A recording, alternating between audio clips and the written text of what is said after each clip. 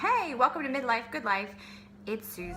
This has gotta be the good life. This has gotta be the good life. This could really be the good life. Good life. I say, oh, this feeling that you came About years ago. Okay, Adam's 21 now. I was thinking about when he was 9 months old, and Tim was the pastor at a church in Fort Lauderdale, Florida. And I had taken Adam to the preschool that morning, and he was just crawling around on the floor, and he was reaching for an outlet. And our preschool was like in an old house connected to the church in an old neighborhood in Fort Lauderdale. And he reached for that outlet. So I said no, and I spanked his hand not to do that. And oh, there was a safety outlet, but it was like hanging out of this little safety plug. The safety plug was hanging out of the outlet a little bit. So I went and I took my fingers and I just pushed it in. And at that moment, it arced. What they tell me is, I don't know because I'm not an electrician and I don't really know, but it arced and it sent the sparks through my hand and kind of blew off the skin on my hand and knocked me backwards. Yeah, it was pretty traumatic, pretty shocking, pretty surprising that this happened. It wasn't expecting. And they called the ambulance, and an ambulance came and got me and took me to the hospital. When I got to the hospital, I explained what happened, and they were looking for a point of entry because there should have been the point of entry, which was on my hand, and like all the skin was gone from my fingers here. They kept me there for a long time and monitored my heart to make sure it didn't cause any problem with my heart. They looked at my hand. The burn unit people came and looked at my hand with my skin. It was a big, long process. In the end, I was fine. They thought that my hand would never recover and look normal, but other than some wrinkles for old age, my hand is fine. And I did like whirlpool therapy and skin stuff. Anyhow, I'm fine. But they told me in the hospital that if it had been a baby or a toddler who had had that happen, or an older person, an elderly person, that they probably would not have lived. But the point is that I protected him. I was there. I made sure that when he was in my presence, as much as it could depend upon me, that he was okay. I don't know if everybody knows. I know a lot of my friends know, but I don't know if everybody knows about the tornado that went through Hattiesburg, Mississippi and hit the William Carey University campus. And I think that they said 90% of the buildings have been affected. I mean, just a wreck. Just a wreck.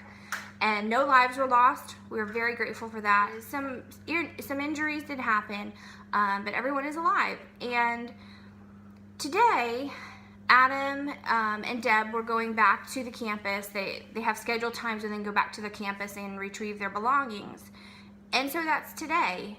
And it's just been such a heaviness because they have to walk into this place that's just been destroyed, and like the neighborhood around the school is just flattened. And I guess it's that protective parent heart. I mean, those of you who know, who your kids have grown up and left home and they're out on their own, and you understand that we just have these moments where I want to go in, just like I did with that little plug on the wall, and say, no, wait, let me do that for you. Let me take the pain. Let me handle it. Let me do it. So a lot of this morning was just spent thinking, man, I wish I could rescue him from that somehow. I wish I could save him from having to do that somehow. But we can't, because the kids grow up. And that's part of the thing that we've talked about so often, is they do grow up and they do leave, and then they carry the responsibilities of taking care of it on their own shoulders. And it was really getting to me. And then I had a conversation with Ashley, and in that conversation, I very much, just this morning, at the same time all this other stuff was going on, I just felt like I just want to rescue her. Like I just want to go, nothing life-threatening, nothing horrible, nothing huge, but just I want to go as the mom. I want to go and I want to make it easier. I want to solve the problem. I want to take care of it. And I think that God knew she needed to be 2 hours away, because otherwise I would just be running in there to the rescue and trying to be mom to the rescue and take care of things. And that's not necessarily what either of my kids need at this point. And I just thought, I'm going to put on some music and I'm just going to begin to worship. And I just put the music on, and I put on my Pandora, because evidently over 40, I still listen to Pandora. I don't have Spotify yet or whatever the newest thing is. So I just put on my Pandora, which is still good and it's still free. And I just began to worship and praise and hear this. And a song came on, and it was talking about God forming us and God knowing us and knowing every hair on our head and having plan for us in our lives.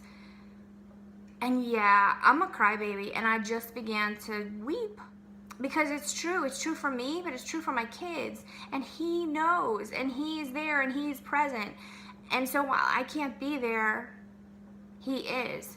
So I just prayed, and I just called out to him. I cried out to him, and I just asked him to be so present in their lives and so obviously there and taking care of them and just carrying them through whatever it is that they have today.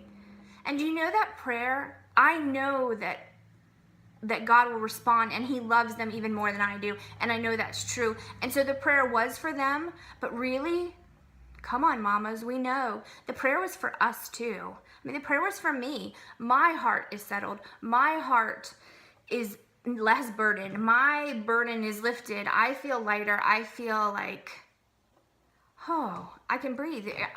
I don't have to handle it. I can't handle it. I can't fix it. I can't handle it. I don't have to fix it. I don't have to handle it. Because God is there, and he's in control, and he loves them even more than I do. I guess it is what's happening in my heart today, and I just wanted to share it to encourage you as parents that raise them with good common sense, because they're going to need it when they're out there in the world. That's why we just pray, hey, use every ounce of common sense that you have, okay? You know, children, please just use every ounce of common sense that you've ever been taught, that you ever know, that you've ever overheard from some other mama in the grocery store. And then trust God to lead and direct, because they're not really 9 months old anymore. I can't really control most of what's happening around them, in and around them, in their environment. So pray for your kids. Trust your kids a little bit. Trust God a whole lot of it. And hey, maybe I'll see if Tim can join me next time. It's really quiet sometimes with me just by myself here. Yeah, y'all have a great day. Go enjoy your kids. Go enjoy your family. Go enjoy each other.